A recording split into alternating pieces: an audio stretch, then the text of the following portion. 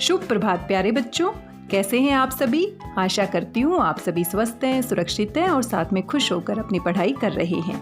आज के इस वीडियो में हम हिंदी कार्यपत्रिका क्रम संख्या 19A का हल करने वाले हैं।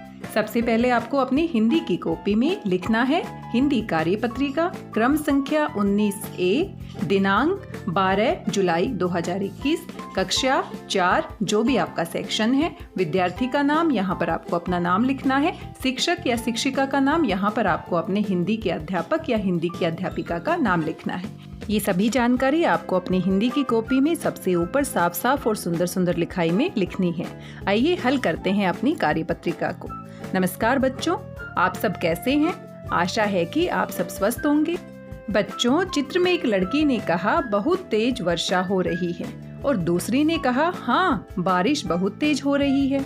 यहाँ वर्षा और बारिश दोनों का अर्थ समान है। समान अर्थ वाले शब्दों को समानार्थी शब्द या पर्यायवाची शब्द कहा जाता है।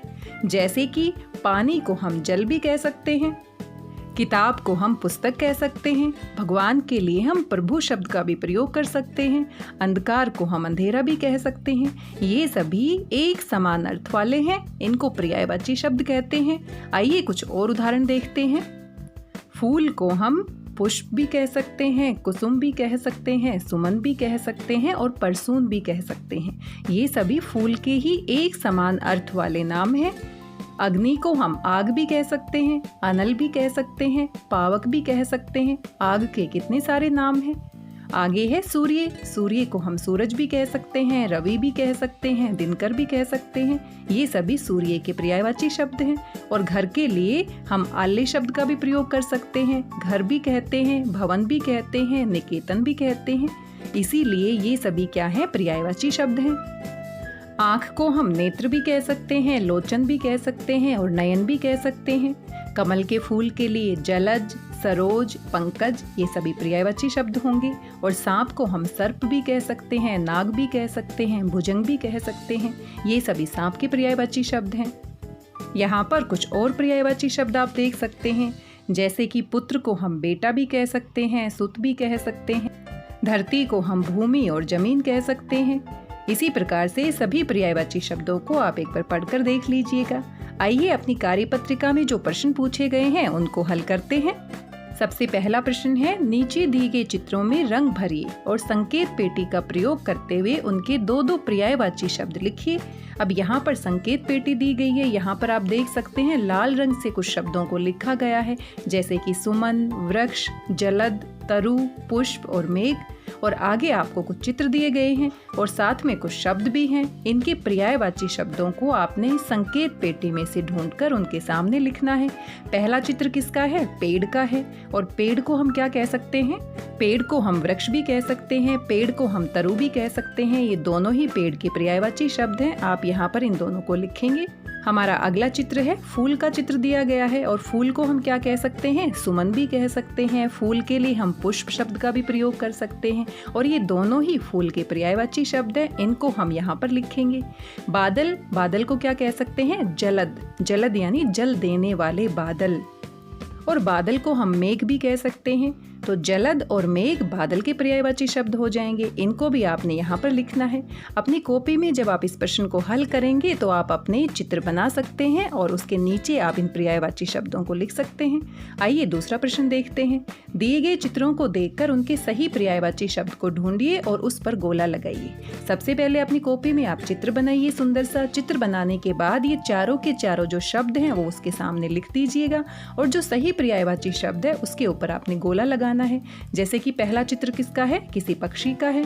और पक्षी के लिए हम शब्द प्रयोग कर सकते हैं पंछी और पक्षी। तो यहाँ पर पक्षी और पंछी दोनों को हम क्या करेंगे, सर्कल लगा देंगे, गोला लगा देंगे।